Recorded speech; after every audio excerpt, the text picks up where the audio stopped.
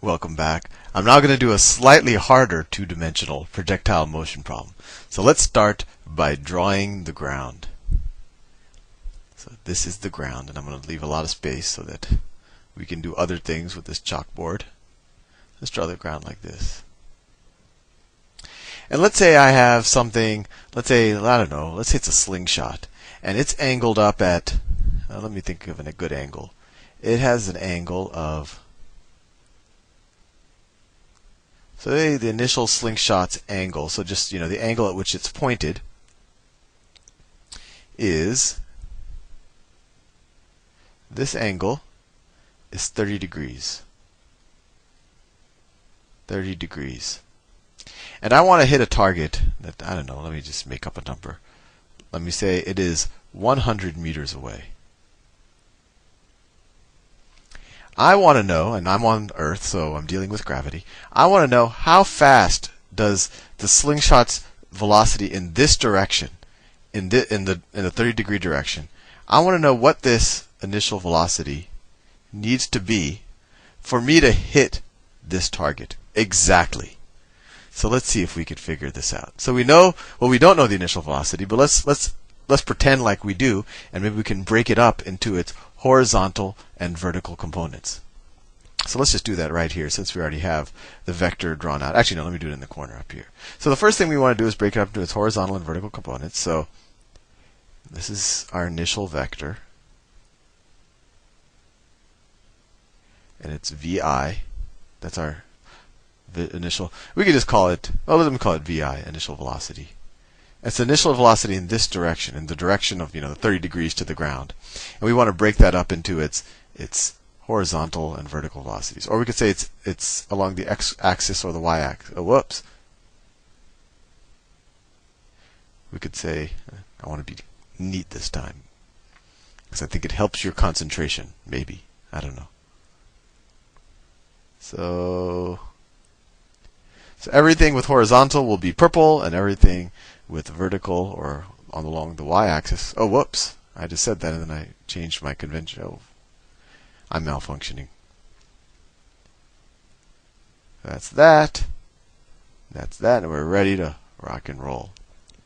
And this angle right here is 30 degrees.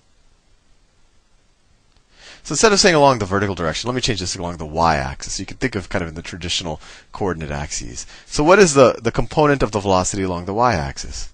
Well, we learned from the last presentation, you could just use standard trigonometry, right? Opposite the Vy, V sub y. This is V sub y right here, this line right here.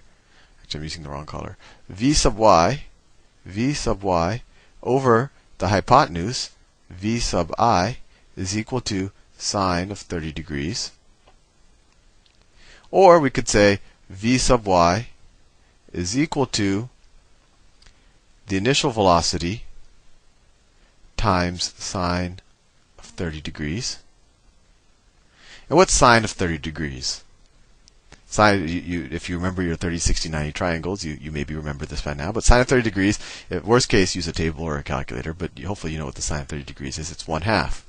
So we know that my vertical velocity, last time I called it V sub v, this time I'm going to call it V sub y, because it's kind of going along the y-axis.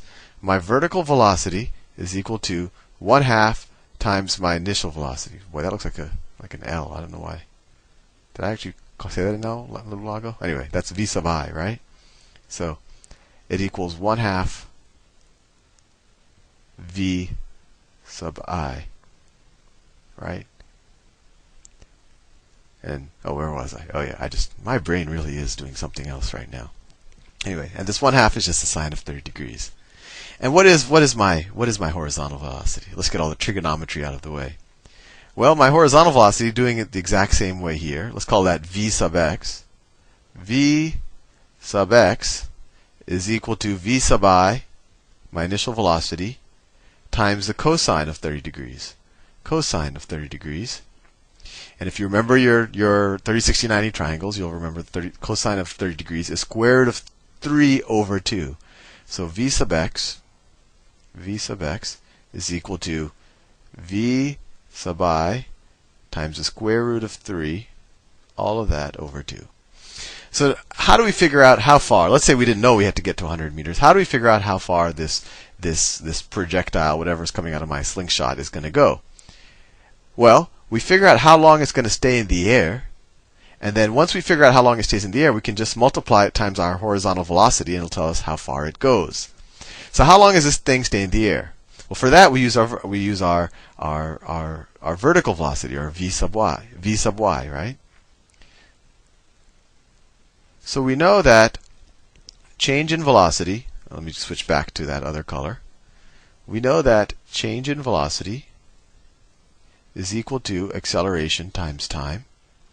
And what I want to do is figure out how long does it take for this object to kind of get to its maximum height. So it's decelerating from this vertical velocity, v sub y, to 0.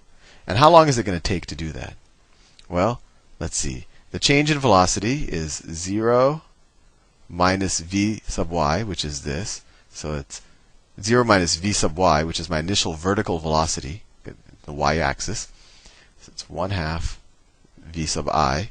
I just wrote this instead of this. And that equals acceleration. We're going to say minus 10 meters per second squared times time. I'm not writing the units for the sake of efficiency. And so let's see, if I divide, so this doesn't matter, right? The 0 doesn't matter. This and this, if I multiply both sides by -1. And then if I divide both sides by 10, I get t. T is equal to 1/20th v sub I, or v sub I over 20. So is this the total time of the travel of the object? Well, no. This is the time that takes the object to kind of start at a very fast initial vertical velocity.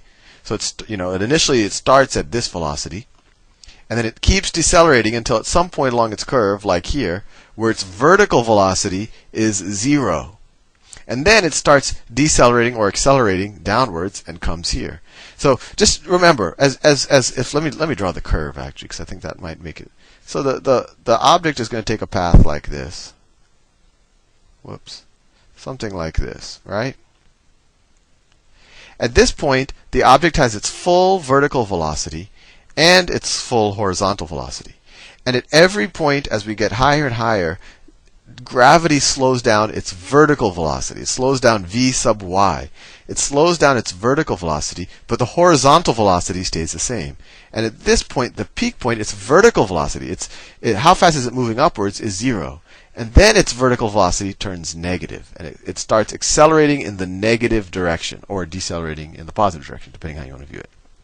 So this time tells us literally how long did it take to go from this initial vertical velocity to 0. So that's how long does it take to get to this point. So the total time that I'm traveling is going to be twice this, right? So let's say total time in the air. Let me call it time in the air. That could be a good.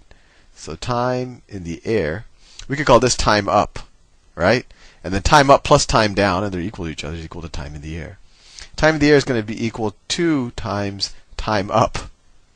And that equals 2 times this, which is equal to 1/10 v sub I, or vi,